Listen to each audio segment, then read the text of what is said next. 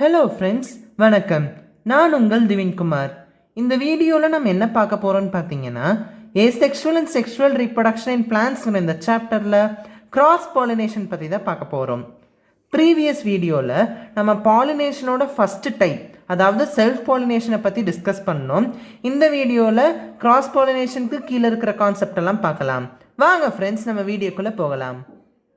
Okay friends, இப்போ நாம் cross பாலினேஷனோட definition என்னன்னு பார்க்கலாம். Cross pollination is defined as the transfer of pollen grains from the anther of a flower to the stigma of the another flower. இதை தான் நம்ம cross பாலினேஷனுக்கு டெஃபினேஷனாக சொல்லுவோம். இதோட meaning என்னன்னு பார்த்தீங்கன்னா, இப்போ ஒரு ஃப்ளாரில் இருக்கிற ஆந்தர்லேருந்து போலன் கிரெயின்ஸ் வெளியே வருது.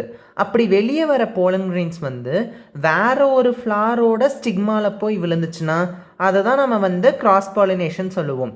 அதாவது ஒரு ஃப்ளாரில் ப்ரொடியூஸ் ஆகிற போலன் கிரெயின் அதே ஃப்ளாரில் இருக்கிற ஸ்டிக்மாவில் விழுகாமல் வேற ஒரு ஃப்ளாரில் இருக்கிற ஸ்டிக்மாவில் விழுந்துச்சுன்னா அதை தான் நம்ம கிராஸ் பாலினேஷன் சொல்லுவோம். இந்த இடத்துல நான் அனதர் ஃப்ளார், அதாவது வேறொரு ஃப்ளார்னு சொன்னேன்ல, அப்போ நீங்கள் டிஃப்ரெண்ட் ஸ்பீஷீஸ் ஆஃப் ஃப்ளாரை இமேஜின் பண்ணக்கூடாது. அதாவது இப்போ ஒரு ஹைபிஸ்கஸ் ஃப்ளார்லேருந்து போலன் கிரெயின்ஸ் ப்ரொடியூஸ் ஆச்சுன்னா அது இன்னொரு ஹைபிஸ்கஸ் ஃப்ளாரில் தான் விழுகணுமே தவிர வேறு ஏதாச்சும் ஒரு ஃப்ளாரில் விழக்கூடாது. அப்படி விழுந்துச்சுன்னா அது பாலினேஷனே கிடையாது.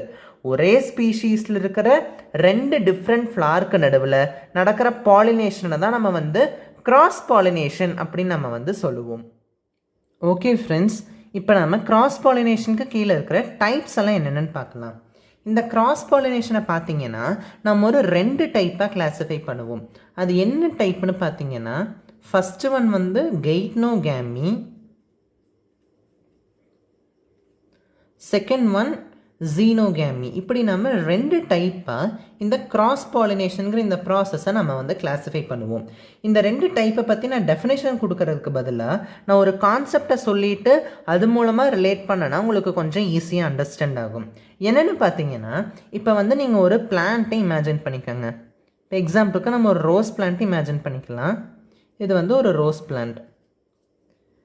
இந்த ரோஸ் பிளான்ட்டில் நமக்கு இந்த மாதிரி ஃப்ளார்ஸ் எல்லாம் நமக்கு டெவலப் ஆகிருக்கும். இப்படி நமக்கு நிறையா ஃப்ளார்ஸ் பூத்துருக்கும். இதுக்கு நம்ம ஃபஸ்ட்டு பேர் வச்சுக்கலாம். ABC. இப்படி இதுக்கு நம்ம பேர் வச்சுக்கலாம். ஓகே ஃப்ரெண்ட்ஸ், இப்போ நம்ம எதை பற்றி டிஸ்கஸ் பண்ணிருக்கோம்? கிராஸ் பாலினேஷனோட டைப்ஸை பற்றி. அப்போ கிராஸ் பாலினேஷன்னாலே நமக்கு ரெண்டு ஃப்ளார்ஸ் இன்வால்வ் ஆகணும். அதாவது போலன் கிரெயின்ஸ் ஃபார்ம் ஆகிற ஃப்ளார் ஒன்று, ஸ்டிக்மா இருக்கிற ஃப்ளார் ஒன்று. இந்த மாதிரி ரெண்டு ஃப்ளார்ஸ் நமக்கு இருக்கணும். இப்போ இந்த ஏலேருந்து போலன் கிரெயின்ஸ் இப்படி டெவலப் ஆகுதுன்னு வச்சுக்குவோம். இப்போ இந்த இடத்துல என்ன நடக்கணும்? கிராஸ் பாலினேஷன் தான் நடக்கணும். அப்போ ஏல ஃபார்ம் ஆகிற போலன் கிரெயின்ஸ் ஏல இருக்கிற ஸ்டிக்மா மேலே கண்டிப்பாக விழுகக்கூடாது. ஒன்றா பியில் விழுகலாம், இல்லை சியில் விழுகலாம். நம்ம சியில் விழுகுது அப்படின்னு நம்ம அஷ்யூம் பண்ணிக்குவோம். அப்போ இங்கே என்ன நடக்குது?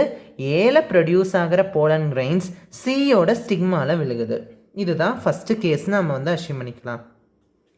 ஏல ப்ரொடியூஸ் ஆகிற போலன் கிரெயின்ஸ் நமக்கு சியோட ஸ்டிக்மா மேலே விழுகுது. இதை நம்ம கேஸ் 1ன்னு வச்சுக்கலாம். இதே மாதிரியே நாம் இன்னொரு பிளான்ட் இமேஜின் பண்ணிக்கோங்களேன். இதே மாதிரியே இன்னொரு பிளான்ட் நம்ம இமேஜின் பண்ணிக்கலாம். இந்த பிளான்ட்லேயும் இந்த மாதிரி, இதுவும் ரோஸ் பிளான்ட் தான். இந்த பிளான்ட்லேயும் இந்த மாதிரி ரோஸ் ஃப்ளவர்ஸ் எல்லாம் ப்ரொடியூஸ் ஆகுது. இந்த ஃப்ளவருக்கு நம்ம XYZ இப்படி நம்ம நேம்ஸ் கொடுத்துக்கலாம். இப்போ இந்த பிளான்ட்டில் இப்படி XYZன்னு இப்படி 3 ஃப்ளார்ஸ் ப்ரொடியூஸ் ஆகுது. இப்போ ஏலேருந்து சிக்கு சில போலன் கிரெயின்ஸ் விழுந்ததில்ல, அப்போ இதில் இருக்கிற பாதி போலன் கிரெயின்ஸ் இந்த சியில் விழுந்ததுன்னு நினச்சிக்கோங்க. அப்போ மிச்ச பாதி என்ன ஆகுதுன்னு பார்த்தீங்கன்னா, விண்டு மூலமாக, அதாவது காற்றடிக்கிறது மூலமாக அந்த போலன் கிரெயின்ஸ் அப்படியே ட்ராவல் ஆகி இப்படி எக்ஸ் மேலே விழுகுது. எக்ஸில் இருக்கிற ஸ்டிக்மாவில் இந்த ஏவோட போலன் கிரெயின்ஸ் விழுகுது. அப்போ இந்த இடத்துல என்ன தான் நடந்திருக்கு? கிராஸ் பாலினேஷன் தான் நடந்திருக்கு. ஏன்னா போலன் கிரெயின்ஸ் ப்ரொடியூஸ் ஆகிறது ஏல, போய் விழுகிறது எக்ஸில். அப்போ இந்த இடத்துல நமக்கு கிராஸ் பாலினேஷன் தான் நடந்திருக்கு. இதை நம்ம செகண்ட் கேஸில் அஷ்யூம் பண்ணிக்கலாம். ஏல போலன் கிரெயின்ஸ் ப்ரொடியூஸ் ஆகுது, எக்ஸில் போலன் கிரெயின்ஸ் டெபாசிட் ஆகுது. இப்படி ரெண்டு கேஸ் நம்ம அஷ்யூம் பண்ணிக்கலாம். இந்த ரெண்டு கேஸுக்கும் என்ன வித்தியாசம்னு நான் சொல்ல வரக்கு முன்னாடியே நீங்கள் கெஸ் பண்ணியிருப்பீங்க.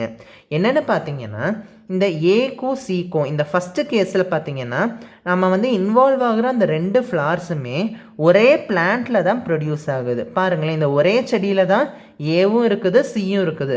அப்போ இது ரெண்டுக்கும் நடுவில் பாலினேஷன் நடக்குது. இதுதான் நம்ம வந்து இங்கே பார்த்துருப்போம். ஆனால் இந்த இடத்துல பார்த்தீங்கன்னா ஏக்கும் எக்ஸுக்கும் நடுவில் வந்து பாலினேஷன் நடக்குது, கிராஸ் பாலினேஷன் நடக்குது. ஆனால் ஏ தனியான ஒரு பிளான்ட்டில் இருக்குது, எக்ஸ் வந்து தனியாக ஒரு பிளான்ட்டில் இருக்குது. ரெண்டும் ஒரே பிளான்ட் இல்லை, வெவ்வேறு பிளான்ட்டில் இருக்குது. அப்போ இப்படி நடக்கிறத நம்ம வந்து கேஸ் 2ல் சொல்கிறோம். அதுதான் இது ரெண்டுக்கான டெஃபினிஷன், ஒன்றுமே இல்லை. கெய்ட்னோகேமின்னு என்ன? ஒரே இண்டிவிஜுவல் பிளான்ட்டில் இருக்கிற 2 ஃப்ளார்ஸ்க்கு நடுவில் கிராஸ் பாலினேஷன் நடந்துச்சுன்னா அதை வந்து நம்ம கெய்ட்னோகேமின்னு சொல்லுவோம். ஜீனோகேமின்னா 2 டிஃப்ரெண்ட் இண்டிவிஜுவல் பிளான்ட்ஸில் இருக்கிற ஃப்ளார்ஸ்க்கு நடுவில் கிராஸ் பாலினேஷன் நடந்துச்சுன்னா அதுதான் ஜீனோகேமி. அவ்வளோதான் ஃப்ரெண்ட்ஸ், வேறு எதுவுமே பெருசாக இல்லை. ஆனால் இந்த இடத்துல ஜீனோகேமி வந்து 2 டிஃப்ரெண்ட் பிளான்ட்டுன்னு சொன்னேன்ல. ஆனால் அந்த 2 டிஃப்ரெண்ட் பிளான்ட்டுமே ஒரே ஸ்பீஷீஸில் இருக்கணும், அதுதான் முக்கியம். வெவ்வேறு ஸ்பீஷீஸாக இருந்தால் அங்கே நடக்கிறதுக்கு பேர் பாலினேஷனே கிடையாது. இப்போ ரோஸில் ப்ரொடியூஸ் ஆகிற போலன் கிரெயின்ஸ் ஹைபிஸ்கஸில் போய் டெபாசிட் ஆச்சுன்னா அது வந்து பாலினேஷனே கிடையாது. 2 டிஃப்ரெண்ட் இண்டிவிஜுவல் பிளான்ட்ஸ் தான், ஆனால் அது ரெண்டுமே ரோஸாக தான் இருக்கணும், ரெண்டுமே ஒரே ஸ்பீஷீஸாக தான் இருக்கணும். அப்படி இருந்துச்சுன்னா தான் வந்து நம்ம ஜீனோகேமின்னு சொல்லுவோம். இப்போ இந்த கெய்ட்னோகேமி ஜீனோகேமியோட டெஃபினேஷன்ஸ் இவ்வளோ தான் ஃப்ரெண்ட்ஸ். ஆனால் இந்த கெய்ட்னோகேமி பற்றி ஒரு 2-3 பாயிண்ட் எக்ஸ்ட்ரா கொடுத்துருப்பாங்க. என்னென்னு பார்த்தீங்கன்னா, இந்த கெய்ட்னோகேமியை ஃபாலோ பண்ணுற பிளான்ட்ஸ் எல்லாமே கண்டிப்பாக நமக்கு மொனீஷியஸ் பிளான்ட்டாக தான் இருக்கணும். மொனீஷியஸ் பிளான்ட்னா என்ன? இது வந்து பிளான்ட் செக்ஸில் ஒரு டைப்புன்னு நம்ம வந்து சொல்லுவோம். அதாவது எப்படின்னா, மேல் ஃப்ளார்ஸும் சரி ஃபீமேல் ஃப்ளார்ஸும் சரி ஒரே பிளான்ட்டில் ப்ரெசென்ட் ஆகிருக்கணும். அதாவது இந்த ஒரே பிளான்ட்லேயே எனக்கு வந்து மேல் ஃப்ளாரும் இருக்கணும், ஃபீமேல் ஃப்ளாரும் இருக்கணும். ஒரே பிளான்ட்டில் மேல் ஃப்ளார் ஃபீமேல் ஃப்ளார் இருந்தால் தான் ஒரே பிளான்ட்டுக்குள்ளே நமக்கு வந்து அந்த பாலினேஷன் நடந்து முடியும். அப்படி ஒரே பிளான்ட்டில் பாலினேஷன் நடந்தால் தான் வந்து நம்ம கெய்ட்னோகேமின்னு சொல்லுவோம். அப்போ கெய்ட்னோகேமி சக்ஸஸ்ஃபுல்லாக கம்ப்ளீட் ஆகணும்னா அந்த பிளான்ட் கண்டிப்பாக நமக்கு மொனீஷியஸ் பிளான்ட்டாக தான் இருக்கணும். இப்போ மொனீஷியஸாக இல்லாமல் இந்த பிளான்ட்டில் இருக்க எல்லாமே மேல் ஃப்ளார்ஸ்ன்னு வச்சுக்குவோம், இந்த பிளான்ட்டில் இருக்கிறது எல்லாமே ஃபீமேல் ஃப்ளார்ஸ்ன்னு வச்சுக்குவோம். அப்போ இந்த மேலுக்கும் நடுவில்லாம் பாலினேஷன் நடக்காது, மேலுக்கும் ஃபீமேலுக்கும் நடுவில் தான் பாலினேஷன் நடக்கும். அப்போ இந்த இடத்துல இது வேறு பிளான்ட்டை நோக்கி போயிருச்சுனாலே அது வந்து நம்ம ஜீனோகேமிக்கு கீழே வந்துடும், கெய்ட்னோகேமி அங்கே நடக்காது. அப்போ கெய்ட்னோகேமி நடக்கணும்னா கண்டிப்பாக அந்த பிளான்ட் வந்து நமக்கு மொனீஷியஸ் பிளான்ட்டாக தான் இருக்கணும். இது வந்து ஒரு இம்பார்ட்டன்ட் 1 மார்க், நல்லா ஞாபகம் வச்சுக்கோங்க. இது வந்து நமக்கு கொடுத்துருக்காங்க. வாங்க ஃப்ரெண்ட்ஸ், நம்ம நெக்ஸ்ட்டு கான்ட்ரிவன்சஸ் டு கிராஸ் பாலினேஷன் இந்த டாப்பிக்கில் என்டர் ஆகலாம். இதோட இன்னொரு நேம் என்னன்னு பார்த்தீங்கன்னா அவுட்பிரீடிங் டிவைசஸ்ன்னு சொல்லுவோம். இதை பற்றி நம்ம கான்செப்ட்குள்ளே போகிறக்கு முன்னாடி ஒரு சின்ன டாப்பிக்கை பற்றி உங்களுக்கு சொல்லிடுறேன். இப்போ வந்து நாம் இப்போ வரைக்கும் பார்த்த பாலினேஷன் டைப் என்னென்ன? 2 டைப் ஆஃப் பாலினேஷன் பார்த்துருக்கோம். ஒன்று செல்ஃப் பாலினேஷன், இன்னொன்று கிராஸ் பாலினேஷன்.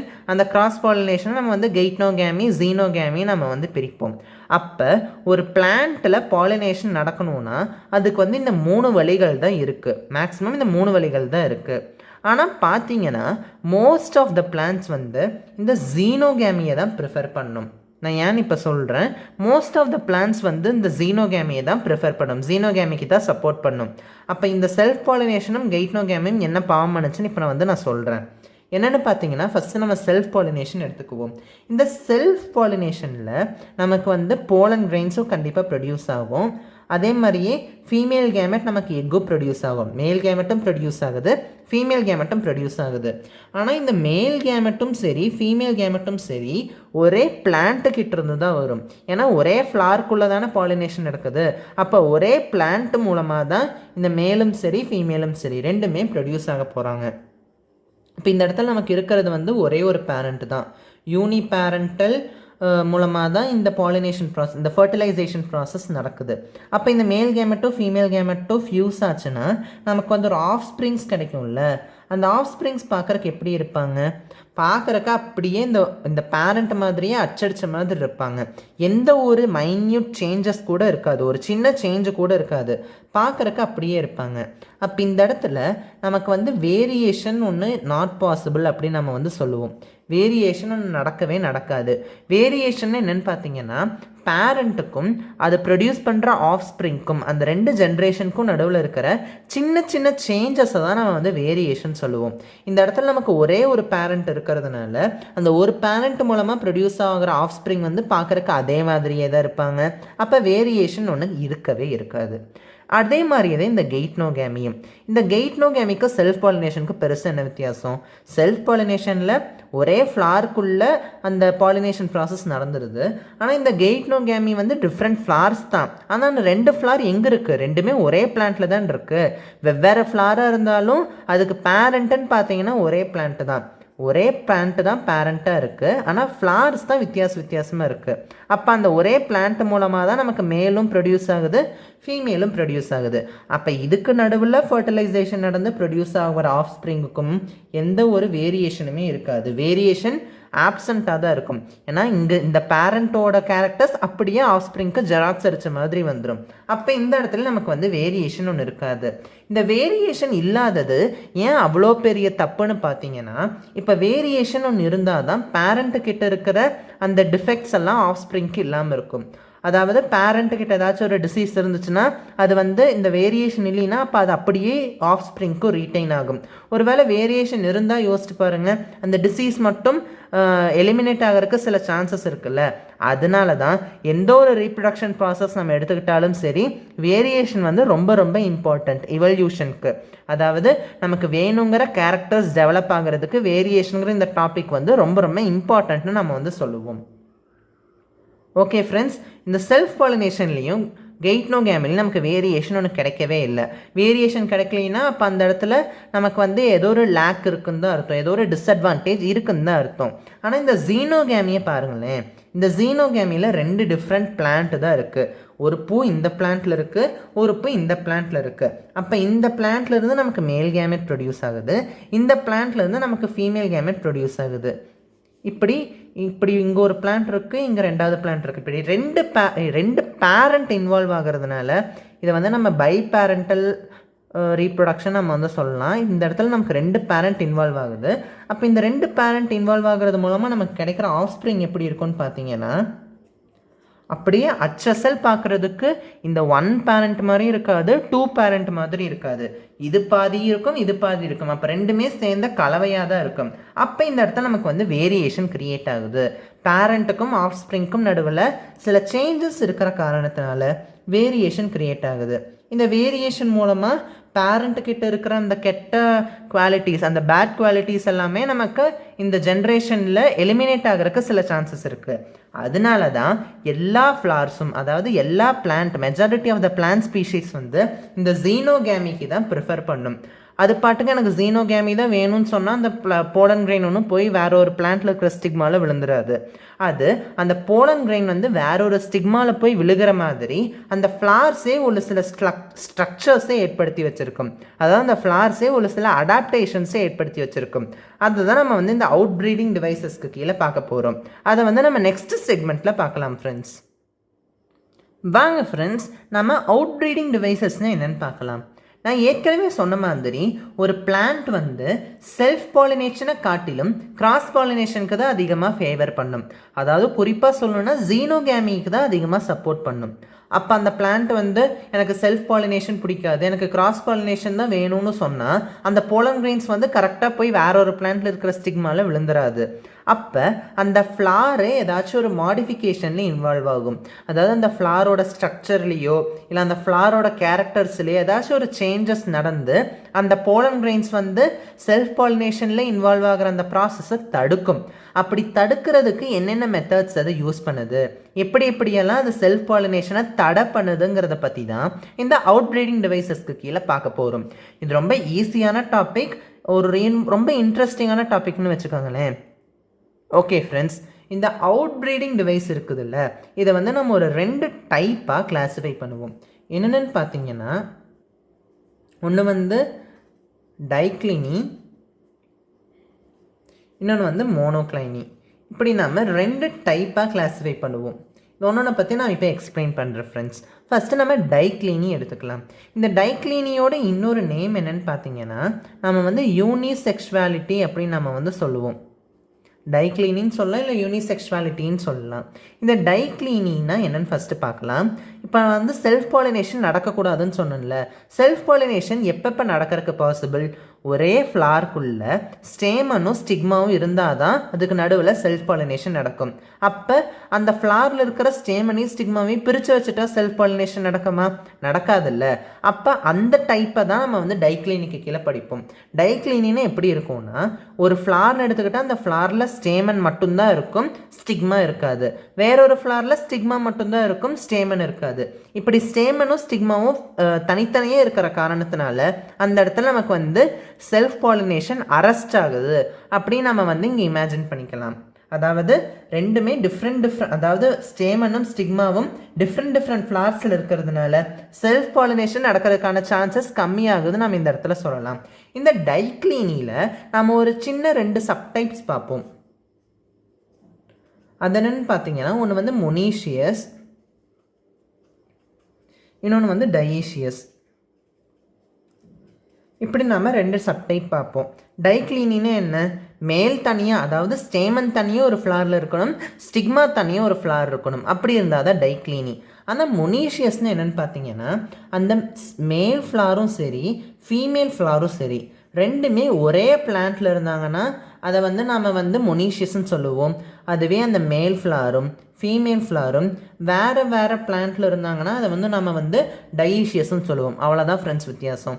டைக்ளீனா மேல் ஃப்ளார் தனியாக இருக்கணும், ஃபீமேல் ஃப்ளார் தனியாக இருக்கணும். அந்த மேல் ஃப்ளாரும் ஃபீமேல் ஃப்ளாரும் ஒரே பிளான்ட்டில் இருந்தாங்கன்னா அதை வந்து நம்ம மொனீஷியஸ்ன்னு சொல்லுவோம். வெவ்வேறு பிளான்ட்டில் இருந்தாங்கன்னா அதை வந்து நம்ம டையீஷியஸ்ன்னு சொல்லுவோம். இந்த மொனீஷியஸில் பார்த்தீங்கன்னா, இப்போ இந்த இடத்துல இப்படி ஒரு பிளான்ட் இருக்குது, இந்த இடத்துல நமக்கு வந்து மேல் ஃப்ளார் இருக்குது, இந்த இடத்துல நமக்கு வந்து ஃபீமேல் ஃப்ளார் இருக்குது. இப்போ மேலும் ஃபீமேலும் 2 ஃப்ளார்ஸ், அதாவது வெவ்வேறு ஃப்ளார்ஸில் தான் இருக்குது. அப்போ இந்த இடத்துல செல்ஃப் பாலினேஷன் நடக்கிறதுக்கு சான்ஸ் இல்லை. ஆனால் இந்த இடத்துல கெய்ட்னோகேமி நடக்கலாம்ல. நான் ஏற்கனவே சொல்லியிருந்தேன், கெய்ட்னோகேமி நடக்கிறதுக்கு மொனீஷியஸ் தான் ஒரு பெஸ்ட் ஷூட்டபிள் அப்படின்னு நான் வந்து சொல்லியிருந்தேன். அப்போ இங்கே இருக்கிற இந்த போலிங் கிரெயின்ஸ் இந்த இதில் விழுகிறதுக்கு சான்ஸ் இருக்குல்ல. அப்போ இந்த இடத்துல நமக்கு கெய்ட்னோகேமி நடக்கலாம்ல. நான் ஏற்கனவே சொன்ன மாதிரி செல்ஃப் பாலினேஷன், கெய்ட்னோகேமி இது 2 நடந்தாலும் வேரியேஷன்ஸ் நடக்காது. அப்போ மொனீஷியஸில் பார்த்தீங்கன்னா கெய்ட்னோகேமிக்கும் வாய்ப்பு இருக்குது. பட் ஆனால் இந்த டையீஷியஸில் பார்த்தீங்கன்னா செல்ஃப் பாலினேஷனுக்கும் வாய்ப்பு இல்லை, கெய்ட்னோகேமிக்கும் வாய்ப்பு இல்லை. நடந்தால் கிராஸ் பாலினேஷன் ஒன்று மட்டும்தான் நடந்தே ஆகணும். அப்போ இந்த டைக்ளீனிலேயே எது ரொம்ப சுப்பீரியரான மெத்தடுன்னு பார்த்தீங்கன்னா, இந்த டையீஷியஸ் மூலமாக அந்த பாலினேஷன், அதாவது கிராஸ் பாலினேஷன் இன்வால்வ் ஆகிறது தான் நம்ம வந்து நான் பெஸ்ட்டு அப்படின்னு நம்ம வந்து இந்த இடத்துல சொல்லலாம். ஏன்னா இந்த டையீஷியஸில் நமக்கு வந்து அந்த ஜீனோகேமி மட்டும்தான் நடக்குது. அப்போ பேரண்ட்டுக்கும் ஆஃப் ஸ்ப்ரிங்க்கும் நடுவில் வேரியேஷன்ஸ் ப்ரொடியூஸ் ஆகும். ஓகே ஃப்ரெண்ட்ஸ், நம்ம டைக்ளீனி கம்ப்ளீட் பண்ணியாச்சு. மோனோக்ளீனியை அடுத்த செக்மெண்ட்டில் பார்க்கலாம். ஓகே ஃப்ரெண்ட்ஸ், இப்போ நம்ம மோனோக்ளீனி பற்றி பார்க்கலாம். நான் இதுக்கு முன்னாடி இந்த டைக்ளீனி பற்றி என்ன சொல்லியிருந்தேன்னா, செல்ஃப் பாலினேஷனை தடுக்கிறதுக்காக மேலும் ஃபீமேலும் தனித்தனியாக இருக்கும் அப்படின்னு நான் வந்து சொல்லியிருந்தேன். ஆனால் எல்லா பிளான்ட் ஸ்பீஷீஸாலையுமே இந்த டைக்ளீனியை ஃபாலோ பண்ண முடியாது. அது ஒரு சில பிளான்ட் ஸ்பீஷீஸ் வந்து மோனோக்ளீனியை ஃபாலோ பண்ணும். இந்த மோனோக்ளீனின்னு என்னென்னு பார்த்தீங்கன்னா, இதோட இன்னொரு பேர் என்னென்னா, இப்போ இந்த டைக்ளீனிக்கு இன்னொரு பேர் யூனிசெக்ஷுவல்னு சொன்னோம்ல. அப்போ இந்த யூனிசெக்ஷுவலோட ஆப்போசிட் பைசெக்ஷுவல் தான் இந்த மோனோக்ளீனியோட இன்னொரு பேர். பைசெக்ஷுவாலிட்டி அப்படின்னு நம்ம வந்து சொல்லுவோம். எப்படி இந்த டைக்ளீனியில் மேல் தனியாக இருந்துச்சு, ஃபீமேல் தனியாக இருந்துச்சு. ஆனால் மோனோக்ளீனியில் அப்படி இருக்காது. மேலும் ஃபீமேலும் ஒரே ஃப்ளாரில் தான் இருக்கும். சரி, இந்த மேலையும் ஃபீமேலையும் நம்ம ஒரே ஃப்ளாரில் வைக்கிறோம். அப்போ அந்த இடத்துல செல்ஃப் பாலினேஷன் நடந்துருச்சுன்னா என்ன பண்ணுறது? இந்த இடத்துல நடக்கக்கூடாதுங்கிறதுக்காக தானே படிக்கிறோம். ஆனால் அந்த ஒரே ஃப்ளார்லேயே நமக்கு மேலும் ஃபீமேல் இருந்துச்சுனாலும் இந்த மோனோக்ளீனி மூலமாக ஒரு சில தடைகளை அது வந்து ஏற்படுத்தும். அதாவது செல்ஃப் பாலினேஷன் நடக்காமல் இருக்கிறதுக்கு ஒரு சில அடாப்டேஷன்ஸை அது வந்து கிரியேட் பண்ணிக்கும். நல்லா ஞாபகம் வச்சுக்கோங்க, மேலும் சரி ஃபீமேலும் சரி ஒரே ஃப்ளாரில் இருந்தாலும் கூட அது ரெண்டுக்கும் நடுவில் பாலினேஷனை தடுக்கிறதுக்கு இந்த மோனோக்ளீனி மூலமாக அந்த ஃப்ளார்ஸ் வந்து ஒரு சில மெத்தட்ஸை ஃபாலோ பண்ணும். அது என்னென்ன மெத்தட்ஸ்ன்னு பார்த்தீங்கன்னா, ஒரு 4 மெத்தட் சொல்லுவோம். என்னென்னா, ஒன்று வந்து டைகோகேமி, இன்னொன்று வந்து ஹெர்கோகேமி, அடுத்ததாக ஹெட்ரோஸ்டைலி, லாஸ்ட் ஒன் செல்ஃப் ஸ்டெரிலிட்டி. இப்படி நாம் 4 டைப்ஸ் பார்ப்போம் ஃப்ரெண்ட்ஸ். இந்த ஒவ்வொரு டைப்பை பற்றி நான் டீட்டெயில்டாக அப்கமிங் செக்மெண்ட்ஸில் சொல்கிறேன். ஓகே ஃப்ரெண்ட்ஸ், இப்போ நாம் மோனோக்ளினியில் இருக்கிற ஃபஸ்ட் டைப் டைக்கோகேமியை பற்றி பார்க்கலாம். மோனோக்ளினின்னா என்ன சொல்லியிருந்தேன்? ஒரே ஃப்ளாரில் மேலும் இருக்கும் ஃபீமேலும் இருக்கும், அதாவது ஸ்டேமனும் இருக்கும் ஸ்டிக்மாவும் இருக்கும். ஆனால் அந்த செல்ஃப் பாலினேஷன் வந்து எப்படியாச்சும் ஸ்டாப் ஆகும். அது டைக்கோகேமி மூலமாக எப்படி அதை ஸ்டாப் பண்ணுதுங்கிறத இப்போ நம்ம வந்து பார்க்க போகிறோம்.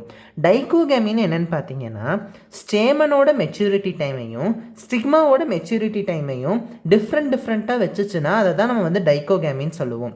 இப்போ வந்து ஸ்டேமனும் சரி ஸ்டிக்மாவும் சரி மெச்சூர் ஆனால் தான் அது வந்து பாலினேஷனுக்கு ரெடின்னு அர்த்தம். இப்போ ஒரு ஃப்ளாரில் ஸ்டேமன் நல்லா மெச்சூர் ஆயிடுச்சு, அதில் போலன் கிரெயின்ஸ் எல்லாம் ரெடியாக இருக்குது. பட் ஆனால் ஸ்டிக்மா மெச்சூர் ஆகலை அப்படின்னா அந்த இடத்துல செல்ஃப் பாலினேஷன் நடக்கிறதுக்கு வாய்ப்பே இல்லை. அந்த போலன் கிரெயின் வந்து ப்ரொடியூஸ் ஆனாலும் இந்த ஸ்டிக்மாவுக்கும் அதுக்கு எந்த இன்ட்ராக்ஷனுமே இருக்காது. கண்டிப்பாக அந்த போலன் கிரெயின் வந்து வேறு ஏதாச்சும் ஒரு ஸ்டிக்மாவில் தான் போய் விழுகணுமே தவிர இந்த ஸ்டிக்மா இன்னும் மெச்சூர் ஆகாததுனால இதுக்கும் அதுக்கும் எந்த ஒரு கனெக்ஷனுமே இருக்காது. அதே மாதிரியே தான் ஸ்டிக்மா நல்லா மெச்சூர் ஆயிருச்சு, ஸ்டேமன் இன்னும் மெச்சூரே ஆகலை. அப்படி இருந்தாலும் தான் இது ரெண்டுக்கும் செல்ஃப் பாலினேஷன் நடக்காது. அதுதான் இந்த டைக்கோகேமி. ஷார்ட்டாக சொல்லணும்னா இப்படி தான் சொல்லணும். அதாவது மேல் ஃபீமேல் இது ரெண்டோட மெச்சூரிட்டி டைமும் வேரி ஆகிற அந்த சுச்சுவேஷனை தான் நம்ம வந்து டைக்கோகேமி அப்படின்னு நம்ம வந்து டர்ம் பண்ணுவோம். இந்த டைக்கோகேமியை நம்ம ஒரு 2 டைப்பாக பிரிப்போம். என்னென்னு பார்த்தீங்கன்னா ரொம்ப ஈஸி தான். புரோட்டாண்ட்ரி, இன்னொன்று புரோட்டோகைனி. இப்படி நம்ம 2 டைப்பாக பிரிப்போம். ஒன்றும் பெரிய விஷயம் இல்லை. ப்ரோனா ஃபஸ்ட்டுன்னு அர்த்தம், அதாவது ஃபஸ்ட்டு யார் மெச்சூர் ஆகுங்கிறது தான் நம்ம வந்து ப்ரோன்னு சொல்லுவோம். ஆண்ட்ரின்னா என்ன? ஆண்ட்ரீஷியம். அப்போ மேல் பார்ட்டு ஃபஸ்ட்டு மெச்சூர் ஆச்சுன்னா அது வந்து புரோட்டாண்ட்ரின்னு சொல்லுவோம்.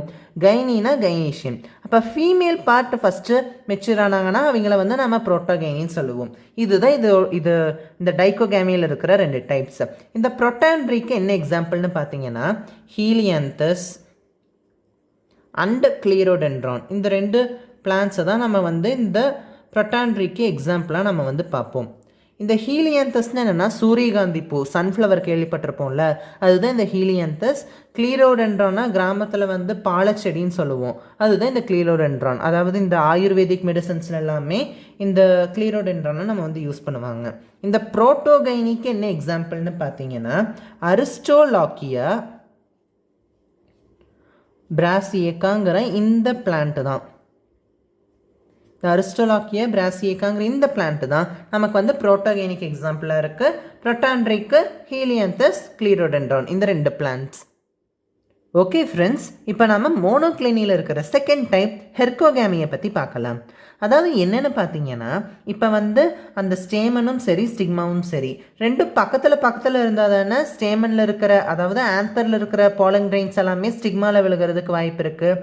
ஸ்டேமன் ஒரு பக்கமாக இருக்குது, ஸ்டிக்மா ஒரு பக்கமாக இருக்குது. அப்படி இமேஜின் பண்ணிக்கோங்களேன். ஒரே ஃப்ளாரில் தான் இருக்குது, ஆனால் 2 தூரமாக இருந்துச்சுன்னா பாலன் கிரெயின்ஸால் போகிறதுக்கு கொஞ்சம் கஷ்டமாக இருக்கும். அப்போ அந்த இடத்துல கண்டிப்பாக செல்ஃப் பாலினேஷன் வந்து ஸ்டாப் ஆகும். அதை தான் நம்ம வந்து ஹெர்கோகேமின்னு சொல்லுவோம். அதாவது ஆந்தரும் ஸ்டிக்மாவும் ரொம்ப தூரமாக அரேஞ்ச் ஆகிருந்துச்சுன்னா, அதாவது ரீச்சே ஆக முடியாத தூரத்தில் அரேஞ்ச் ஆகிருந்துச்சுன்னா அதை தான் நம்ம வந்து ஹெர்கோகேமின்னு சொல்லுவோம். இதுக்கு ஒரு பெஸ்ட் எக்ஸாம்பிள் எதை எடுத்துக்கலான்னு பார்த்தீங்கன்னா குளோரியோசா சூப்பர்பா. தமிழில் வந்து செங்காந்தல் மலர்னு சொல்லுவாங்க. தமிழ்நாடோட மாநில மலர் இதுதான், அதாவது ஸ்டேட் ஃப்ளவர் வந்து இந்த குளோரியோசா சூப்பர்பா தான். இந்த குளோரியோசா சூப்பர்பாவோட ஸ்ட்ரக்சர் எப்படி இருக்குன்னு பார்த்தீங்கன்னா நல்லா அதோட பெட்டல்ஸ் எல்லாம் இப்படி நல்லா இந்த மாதிரி இந்த ஷேப்பில் இருக்கும். இதோட ஸ்டிக்மா எல்லாம் அதாவது ஸ்டேமன்ஸ் எல்லாம் எப்படி இருக்குன்னு பார்த்தீங்கன்னா இப்படி அரேஞ்ச் ஆகிருக்கும். இப்படி ஸ்டேமன்ஸ் எல்லாம் இந்த மாதிரி வெளியே நீட்டி அரேஞ்ச் ஆகிருக்கும். ஸ்டிக்மா அதாவது இந்த பிஸ்டல் எப்படி இருக்கும்னு பார்த்தீங்கன்னா இப்படி இருக்குதுன்னா இந்த மாதிரி இருக்கும். ஸ்டேமன் இந்த பக்கம் இருக்குது, இந்த ஸ்டிக்மா வந்து அந்த பக்கம் ஃபேஸ் ஆகியிருக்கு. அப்போ இங்கே இருக்கிற போலன் கிரெயின்ஸ் வந்து இந்த இடத்துக்கு போகிறது வந்து கொஞ்சம் கஷ்டம் தான், டிஃபிகல்ட் தான். அப்போ இந்த இடத்துல நமக்கு வந்து செல்ஃப் பாலினேஷன் ஸ்டாப் ஆகுது அப்படின்னு நம்ம வந்து சொல்லலாம். இன்னொரு ஃபெமிலியரான ஃப்ளவர் என்னென்னு பார்த்தீங்கன்னா ஹைபிஸ்கஸ், செம்பருத்தி இருக்குதுல்ல அதை வந்து நீங்கள் 10th ப்ராக்டிக்கல் பண்ணுறப்ப அதிகமாக பார்த்துருப்பீங்க. அதோட இந்த பார்ட் எப்படி இருக்குன்னு பார்த்தீங்கன்னா இந்த இடத்துல மேலே வந்து இப்படி ஸ்டிக்மா இருக்கும், இந்த இடத்துல இந்த மாதிரி சின்னதாக குட்டியாக ஆந்தர் அதாவது இந்த ஸ்டேமன்ஸ் வந்து நமக்கு இந்த இடத்துல லொக்கேட் ஆகிருக்கும். இப்போ இந்த ஸ்டேமன்ஸ் மேலே இருந்து ஸ்டிக்மா கீழே இருந்துச்சுன்னா கிராவிட்டி மூலமாக ஈஸியாக வந்து விழுந்துடும். பட் இந்த இடத்துல என்ன இருக்குது, ஸ்டிக்மா மேலே இருக்குது, ஸ்டேமன்ஸ் கீழே இருக்குது. அப்போ இந்த போலன் கிரெயின்ஸ் விழுந்தாலும் இந்த ஃப்ளார்க்குள்ளேயே தான் விழுகுமே தவிர இந்த ஸ்டிக்மா மேலே விழுகாது. அப்போ இந்த இடத்துலையும் நமக்கு வந்து செல்ஃப் பாலினேஷன் செக் அவுட் ஆகுது. இதையும் நம்ம வந்து ஹெர்கோகேமிக்கு ஒரு எக்ஸாம்பிளாக சொல்லுவோம். ஓகே ஃப்ரெண்ட்ஸ், ஓவராலாக ஹெர்கோகேமின்னா என்ன, ஸ்டேமனும் ஸ்டிக்மாவும் ரீச்சபிளே ஆக முடியாத மாதிரி தூரமாக ரிஃப்ளெக்ஸாக இருந்துச்சுன்னா அதுதான் நம்ம வந்து ஹெர்கோகேமிங்கிற டேர்முக்கு கீழே சொல்லுவோம். ஓகே ஃப்ரெண்ட்ஸ், இப்போ நம்ம மோனோக்ளினியில் இருக்கிற தேர்ட் டைப் ஹெட்ரோஸ்டைலியை பற்றி பார்க்கலாம். இந்த ஹெட்ரோஸ்டைலி மெக்கானிசமில் இருக்கிற பிளான்ஸ் எல்லாமே ஒரே மாதிரி ஃப்ளார்ஸை ப்ரொடியூஸ் பண்ணாது. 2 types of flowers, 3 types of flowers, அந்த மாதிரி வேறு டைப்பில் தான் அது வந்து ஃப்ளார்ஸை ப்ரொடியூஸ் பண்ணும். இந்த 2 type ஆஃப் ஃப்ளார்ஸ்ன்னு சொல்கிறேன்ல, இந்த மாதிரி இருக்கிற அந்த 2 ஃப்ளார்ஸ்க்கும் நடுவில் என்ன டிஃப்ரென்ஸ் இருக்குன்னு பார்த்தீங்கன்னா ஸ்டைலோட லென்த்தில் தான் டிஃப்ரென்ஸ் இருக்கும். அதனால தான் ஹெட்ரோஸ்டைலின்னு பேர் வச்சுருக்காங்க. ஸ்டைல்னா என்ன ஞாபகம் இருக்கா, கைனீஷியமில் அந்த ஸ்டிக்மாவையும் கீழே இருக்க இந்த ஓவரையும் கனெக்ட் பண்ணுற இந்த லாங் டியூபை தான் நம்ம வந்து ஸ்டைல்னு சொல்லுவோம். இந்த ஸ்டைல் வந்து நீளமாக இருக்கா இல்லை குட்டையாக இருக்காங்கிறத வச்சு இந்த ஹெட்ரோஸ்டைலியில் இருக்கிற ஃப்ளார்ஸை நம்ம வந்து கிளாஸிஃபை பண்ணுவோம். இந்த ஹெட்ரோஸ்டைலிலேயே 2 சப் கிளாஸிஃபிகேஷன்ஸ் இருக்குது ஃப்ரெண்ட்ஸ். ஒன்று வந்து டைஸ்டைலி, இன்னொன்று வந்து ட்ரைஸ்டைலி. இப்படி நம்ம வந்து 2 டைப்பாக கிளாஸிஃபை பண்ணுவோம். பேர்லேயே கண்டுபிடிச்சிருவீங்க. டைஸ்டைலினா அந்த பிளான்ட்டில் 2 type ஆஃப் ஃப்ளார்ஸ் ப்ரொடியூஸ் ஆகும். ட்ரைஸ்டைலினா அந்த பிளான்ட்டில் 3 types ஆஃப் ஃப்ளார்ஸ் ப்ரொடியூஸ் ஆகும். அவ்வளோதான் ஃப்ரெண்ட்ஸ். ஃபஸ்ட்டு நம்ம டைஸ்டைலியை பற்றி பார்க்கலாம். இந்த டைஸ்டைலிக்கு ஒரு என்ன எக்ஸாம்பிள்னு பார்த்தீங்கன்னா ப்ரைமுலாங்கிற ஒரு பிளான்ட்டு தான் எக்ஸாம்பிள். அந்த ப்ரைமுலாங்கிற ஃப்ளாரில் தான் இந்த டைஸ்டைலி வந்து எக்ஸிபிட் ஆகும். எப்படி நான் வந்து சொல்கிறேன். இப்போ இந்த ப்ரைமுலாவில் நமக்கு வந்து 2 type ஆஃப் ஃப்ளார்ஸ் ப்ரொடியூஸ் ஆகுதுல்ல, அந்த 2 டைப்புக்கும் இங்கே வந்து பேர் வச்சுருப்பாங்க. என்ன பேர்னு பார்த்தீங்கன்னா ஒரு டைப்பை வந்து நம்ம பின்னுன்னு சொல்லுவோம், இன்னொன்று வந்து நம்ம த்ரம் ஐடுன்னு சொல்லுவோம். ஒரு டைப் ஆஃப் ஃப்ளார்ஸை பின் ஃப்ளார்ஸ்ன்னு சொல்லுவோம், இன்னொரு டைப்பை வந்து நம்ம த்ரம் ஐடு ஃப்ளார்ஸ்ன்னு சொல்லுவோம். இந்த 2 டைப்புக்கும் என்ன வித்தியாசம் இருக்குன்னு இப்போ வந்து பார்க்கலாம் ஃப்ரெண்ட்ஸ். இந்த பின் ஃப்ளார்ஸ் எப்படி இருக்கும்னு பார்த்தீங்கன்னா இந்த ஸ்டைல் வந்து நல்லா நீளமாக இருக்கும். அந்த கைனீஷியமில் அதாவது அந்த பிஸ்டலில் இருக்கிற இந்த ஸ்டைல் வந்து நல்லா லாங்காக இருக்கும். அதே மாதிரி இந்த ஸ்டிக்மேட்டிக் பேப்பில்லேயும் நல்லா பெருசாக இருக்கும். ஸ்டிக்மேட்டிக் பேப்பில்லேனா அந்த ஸ்டிக்மாவோட அந்த ஓப்பனிங்கை தான் ஸ்டிக்மேட்டிக் பேப்பில்லேன்னு சொல்லுவோம். அதுவும் நல்லா வைடாக பெருசாக இருக்கும். ஸ்டைலும் பெருசாக இருக்கும், இந்த ஸ்டிக்மேட்டிக் பேப்பில்லேயும் பெருசாக இருக்கும். ஆனால் ஸ்டேமன்ஸ் பார்த்தீங்கன்னா அதுக்கு அப்படியே ஆப்போசிட்டாக இருக்கும். ஸ்டேமன்ஸ் எப்படி இருக்கும்னா இப்படி குட்டி குட்டியாக தான் இருக்கும்.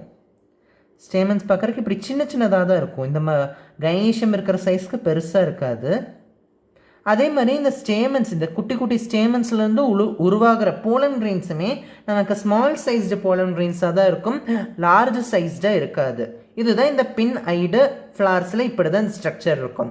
ஸ்டைல் நீளமாக இருக்கும், ஸ்டிக்மேட்டிக் பேப்பில்லே பெருசாக இருக்கும், ஸ்டேமன்ஸோட சைஸ் குட்டியாக இருக்கும், போலன் கிரெயின்ஸ் சின்னதாக இருக்கும். இதுதான் பின் ஃப்ளார்ஸ். த்ரம்மைடு பார்த்தீங்கன்னா இங்கே இருக்கிற நான் சொன்ன இந்த 4 கேரக்டர்ஸுமே அப்படியே ரிவர்ஸாக இருக்கும், அப்படியே தலைகீழாக இருக்கும். இந்த இடத்துல என்ன சொன்ன, ஸ்டைல் பெருசாக இருக்கும்னு சொன்னோன்னா, ஆனால் த்ரம்மைடில் ஸ்டைல் பெருசாகவே இருக்காது, ஸ்டைல் ரொம்ப சின்னதாக தான் இருக்கும். அதே மாதிரி இந்த இடத்துல ஸ்டிக்மேட்டிக் பேப்பிலே நல்லா பெருசாக இருக்கும்னு சொன்னோன்னா, த்ரம்மைடில் ஸ்டிக்மேட்டிக் பேப்பிலே நமக்கு சின்னதாக தான் இருக்கும். இதுதான் இவ்வளோதான் கைனீஷியமை பற்றி. அடுத்து ஸ்டேமன்ஸ்னு என்னன்னு சொல்லியிருந்தேன். பின்னில் வந்து ஸ்டேமன்ஸ் வந்து சின்னதாக இருக்குன்னு சொல்லியிருந்தேன்னா, ஆனால் இந்த இடத்துல நமக்கு ஸ்டேமன்ஸ் வந்து நல்லா நீளமாக பெருசாக இருக்கும். பெருசாக நமக்கு வந்து ஸ்டேமன்ஸ் ப்ரொடியூஸ் ஆகும். அப்போ இந்த போலன் கிரெயின்ஸ் குட்டி குட்டின்னு சொன்னோன்னா இந்த இடத்துல நமக்கு பெரிய போலன் கிரெயின்ஸ் ப்ரொடியூஸ் ஆகும். எல்லாமே ஈஸி தான், நமக்கு ஒன்று ஞாபகம் வச்சுக்கிட்டா இன்னொன்று நாமளே எழுதிடலாம். இந்த மாதிரி 2 types ஆஃப் ஃப்ளார்ஸ் இந்த ப்ரைமுலாங்கிற பிளான்ட் வந்து ப்ரொடியூஸ் பண்ணும். இந்த ஃப்ளார்ஸை கம்பேர் பண்ணி பாருங்களேன். இங்கே இருக்கிற போலன் கிரெயின்ஸால் இதுக்குள்ளே போகவும் முடியாது, இங்கே ப்ரொடியூஸ் ஆகிற இந்த பெரிய போலன் கிரெயின்ஸால் இந்த சின்ன ஓப்பனிங்குள்ளே போகவும் முடியாது. அப்போ இந்த இடத்துல செல்ஃப் பாலினேஷன் ஒன்று நடக்கிறதுக்கு சான்ஸே இல்லை. இந்த இடத்துல பாலினேஷன் எப்படி நடக்கும்னு பார்த்தீங்கன்னா, அதாவது ஒரே ஹைட்டில் இருக்கிற 2 பார்ட்ஸ்க்கும் நடுவில் பாலினேஷன் நடக்கும். இந்த இடத்துல ஸ்டைல் பெருசாக இருக்குது, இந்த இடத்துல ஸ்டேமன் பெருசாக இருக்குது. அப்போ பெருசாக இருக்கிற ஸ்டேமனுக்கும் ஸ்டைலுக்கும் நடுவில் நடக்கும், குட்டியாக இருக்கிற ஸ்டேமனுக்கும் ஸ்டைலுக்கும் நடுவில் பாலினேஷன் நடக்கும். இப்படி தான் இந்த இடத்துல பாலினேஷன் பாசிபிளாக இருக்கும். அதாவது பின் ஸ்டிக்மாக்கும் த்ரம் ஐடு ஆந்தருக்கும் நடுவில் நமக்கு வந்து பாலினேஷன் நடக்கும். அதே மாதிரியே பின் ஆந்தருக்கும் த்ரம் ஐடு ஸ்டிக்மாக்கும் நடுவில் நமக்கு பாலினேஷன் நடக்கும். அதாவது ஹைட்டாக இருக்கிறதுக்கு 2க்கும் நடுவில் பாலினேஷன் நடக்கும், கொட்டையாக இருக்கிற 2க்கும் நடுவில் பாலினேஷன் நடக்கும். இவ்வளோ தான் ஃப்ரெண்ட்ஸ். இதை வச்சு அதை பேரை வச்சு என்ன பார்ட்டு நீங்கள் எழுதிட்டீங்கன்னா போதும். பின்னா இல்லை த்ரம் ஐடாங்கிறது நீங்கள் கன்ஃபியூஸ் ஆகாமல் எழுதிட்டீங்கன்னா போதும். அவ்வளோதான் டைஸ்டைலி கம்ப்ளீட்டட். அடுத்து ட்ரை ஸ்டைலி எப்படின்னு பார்த்தீங்கன்னா, இந்த இடத்துல நமக்கு 2 ப்ரொடியூஸ் ஆனதுனால டைஸ்டைலின்னு சொன்னோம். ஆனால் இந்த இடத்துல நமக்கு 3 டைப் ஆஃப் ஃப்ளார்ஸ் ப்ரொடியூஸ் ஆகும். அதுக்கு என்னென்ன பேர்னு பார்த்தீங்கன்னா, அந்த ஃப்ளாருக்கு என்ன பேர்னு பார்த்தீங்கன்னா லித்ரம்னு சொல்லுவோம். அதாவது அந்த பிளான்ட் ஸ்பீஷீஸாக நம்ம வந்து லித்ரம்னு சொல்லுவோம். இந்த லித்ரமில் தான் நமக்கு வந்து 3 டைப் ஆஃப் ஃப்ளார்ஸ் ப்ரொடியூஸ் ஆகும். இந்த ப்ரைமுலாவில் இருக்கிற மாதிரி பின்னைடு த்ரம்மைடுன்னு கன்ஃபியூஸெல்லாம் பண்ண மாட்டாங்க, ஈஸியாக தான் இருக்கும். எப்படின்னு பார்த்தீங்கன்னா 3 டைப் சொன்னேன்ல, என்னென்னு பார்த்தீங்கன்னா இதுவும் இந்த ஸ்டைலோட லென்த்தை வச்சு தான். ஒன்று வந்து லாங் ஸ்டைல் வந்து பெருசாக இருக்கும். இன்னொன்று வந்து நார்மல் ஸ்டைல் வந்து மீடியம் சைஸில் இருக்கும். இன்னொன்று வந்து ஷார்ட் ஸ்டைல் வந்து குட்டையாக இருக்கும். இவ்வளோ தான், இந்த 3 டைப் தான் இருக்கும். ஒன்று வந்து லாங் ஸ்டைல், இன்னொன்று வந்து நார்மல் ஸ்டைல், இன்னொன்று வந்து ஸ்மால் ஸ்டைல். இந்த மாதிரி 3 டைப் தான் இருக்குது. ஓகே ஃப்ரெண்ட்ஸ், ஸ்டேமன்ஸ் எப்படி இருக்கும்னு பார்த்தீங்கன்னா அது வந்து எல்லாத்துலேயுமே காமனாக தான் இருக்கும். எல்லா ஃப்ளார்ஸ்லேயுமே இந்த மாதிரி லாங் ஸ்டேமன்ஸும் ப்ரெசண்ட் ஆகிருக்கும். எல்லா ஃப்ளார்ஸுமே இந்த மாதிரி லாங் ஸ்டேமன்ஸும் ப்ரெசண்ட் ஆகிருக்கும். அதே மாதிரியே மீடியம் ஸ்டேமன்ஸும் ப்ரெசண்ட் ஆகிருக்கும், ஷார்ட் ஸ்டேமன்ஸும் ப்ரெசண்ட் ஆகிருக்கும். எல்லா ஃப்ளார்ஸ்லேயுமே ஸ்டேமன்ஸ் வந்து காமனாக தான் இருக்கும். ஆனால் இந்த ஸ்டைலோட லென்த் மட்டும் ஃப்ளார்ஸில் வேரி ஆகும். அப்போ இதில் பாலினேஷன் எப்படி நடக்கும் நீங்களே ஈஸியாக சொல்லிடுவீங்க. ஹைட்டாக, அதாவது ரொம்ப லாங்காக இருக்கிற ஆந்தருக்கும் ரொம்ப லாங்காக இருக்கிற ஸ்டிக்மாக்கும் இடையில பாலினேஷன் நடக்கும். அப்போ இந்த எல்லா ஆந்தரோட போலன் கிரெயின்ஸுமே இதில் தான் வந்து டெபாசிட் ஆகும். இந்த லென்த்தாக இருக்கிறது எல்லாமே இதில் தான் வந்து விழுகும். அதே மாதிரியே மீடியமாக இருக்கிறது எல்லாமே இதில் தான் வந்து விழுகும், ஷார்ட்டாக இருக்கிறது எல்லாமே இதில் தான் வந்து விழுகும். இப்படி தான் இந்த லித்ரமில் வந்து பாலினேஷன் நடக்கும். இது ஈஸியாக தானே ஃப்ரெண்ட்ஸ் இருக்குது. ஓகே ஃப்ரெண்ட்ஸ், நம்ம ஹெட்ரோஸ்டைலி முடிச்சிட்டோம். அடுத்ததாக நம்ம வந்து செல்ஃப் ஸ்டெரிலிட்டி லாஸ்ட் டைப் வந்து போகலாம். ஓகே ஃப்ரெண்ட்ஸ், இப்போ நாம் மோனோக்ளினியில் இருக்கிற 4th type self sterility or self incompatibility, இதை பற்றி தான் நம்ம வந்து பார்க்க போகிறோம். செல்ஃப் ஸ்டெரிலிட்டியோட இன்னொரு பேர் தான் இந்த செல்ஃப் இன்கம்பேட்டபிலிட்டி. இந்த மெத்தட் வந்து ஒரு ஸ்பெஷலான ஒரு யூனிக்கான மெத்தட்னு வச்சுக்கோங்களேன். ஏன்னு பார்த்தீங்கன்னா இதுக்கு முன்னாடி நம்ம பார்த்த 3 மெத்தடு, டைகோகேமி, ஹெர்கோகேமி, ஹெட்டிரோஸ்டைலி, இது 3லையுமே அந்த ஃப்ளாரோட ஸ்ட்ரக்சரில் தான் ஏதாச்சும் ஒரு டிஃப்ரென்ஸ் ஏற்படுத்தி அது வந்து செல்ஃப் பாலினேஷனை ஸ்டாப் பண்ணுச்சு. டைகோகேமில் என்னாச்சு, ஸ்டேமன்ஸ் வந்து வேற ஒரு டைமில் மெச்சூர் ஆச்சு, ஸ்டிக்மா வந்து வேற ஒரு டைமில் மெச்சூர் ஆச்சு, அதனால செல்ஃப் பாலினேஷன் ஸ்டாப் ஆச்சு. ஹெர்கோகேமியில் ஸ்டேமனுக்கும் ஸ்டிக்மாக்கும் இருக்கிற டிஸ்டன்ஸ் ரொம்ப தூரமாக இருந்துச்சு, அதனால செல்ஃப் பாலினேஷன் ஸ்டாப் ஆச்சு. ஹெட்டிரோஸ்டைலில் ஸ்டேமன் ரொம்ப ஹைட்டாக இருக்குது, ஸ்டிக்மா ரொம்ப சின்னதாக இருக்குது, இல்லை ஸ்டிக்மா ரொம்ப ஹைட்டாக இருக்குது, ஸ்டேமன் ரொம்ப சின்னதாக இருக்குது. அந்த ஹைட் ப்ராப்ளம்னால ஹெட்டிரோஸ்டைலில் செல்ஃப் பாலினேஷன் ஸ்டாப் ஆச்சு. பட் இந்த பர்டிகுலர் டைப்பில் பார்த்தீங்கன்னா அந்த ஃப்ளாரோட ஸ்ட்ரக்சரில் எந்த ஒரு வித்தியாசமுமே இருக்காது. அந்த ஃப்ளார் வந்து எந்த ஒரு ஸ்ட்ரக்சரல் மாடிஃபிகேஷன்லையுமே இன்வால்வ் ஆகாது. அதுக்கு பதிலாக என்ன ஆகும்னு பார்த்தீங்கன்னா, இப்போ அந்த ஸ்டேமன்லேருந்து அதே ஃப்ளாரில் இருக்கிற ஸ்டிக்மா மேலே அந்த போலன் கிரெயின் விழுந்தாலும் இந்த ஸ்டிக்மா வந்து அதை ஏற்றுக்காது, அதை அப்படியே ரிஜெக்ட் பண்ணும். அப்படி ரிஜெக்ட் பண்ணுறது தான் நம்ம வந்து செல்ஃப் ஸ்டெரிலிட்டின்னு சொல்கிறோம். அதாவது அந்த ஸ்டிக்மா வந்து இந்த போலன் கிரெயின் வந்து நம்ம ஃப்ளார் ப்ரொடியூஸ் பண்ணதா இதை வேற ஒரு ஃப்ளார்லேருந்து கொண்டு வந்ததாங்கிறத அதை அனலைஸ் பண்ணி அந்த போலன் கிரெயினை ரிஜெக்ட் பண்ணும். இப்படிப்பட்ட ஒரு யூனிக் ஸ்பெஷாலிட்டி இருக்கிறது இந்த செல்ஃப் ஸ்டெரிலிட்டி ப்ராசஸ். இதோட இன்னொரு பேர் வந்து செல்ஃப் இன்கம்பேட்டபிலிட்டி அப்படின்னு சொல்லுவோம். இந்த இன்கம்பேட்டபிலிட்டி பற்றி நான் ஏற்கனவே சொல்லியிருப்பேன். அதாவது சூட்டபிள் ஆகாததை டெலீட் பண்ணுறது தான் இன்கம்பேட்டபிலிட்டி. அதாவது எனக்கு இந்த போலன் கிரெயின் சூட்டபிள் ஆகலைன்னு சொல்லிட்டு அதை வேணான்னு ரிஜெக்ட் பண்ணுறது தான் நம்ம இன்கம்பேட்டபிலிட்டின்னு சொல்லுவோம். அந்த இன்கம்பேட்டபிலிட்டி ப்ராசஸ் நடக்கிறதுனால இந்த இடத்துல செல்ஃப் பாலினேஷன் ஸ்டாப் ஆகுது. அப்போ வேறு ஏதாச்சும் ஒரு போலன் கிரெயின் விழுந்தால் மட்டும்தான் பாலினேஷன் நடக்குங்கிறதுனால இந்த இடத்துல கிராஸ் பாலினேஷனுக்கு வந்து ஃபேவரபுளாக ஆக்ட் ஆகுது. இதுதான் இந்த செல்ஃப் ஸ்டெரிலிட்டி.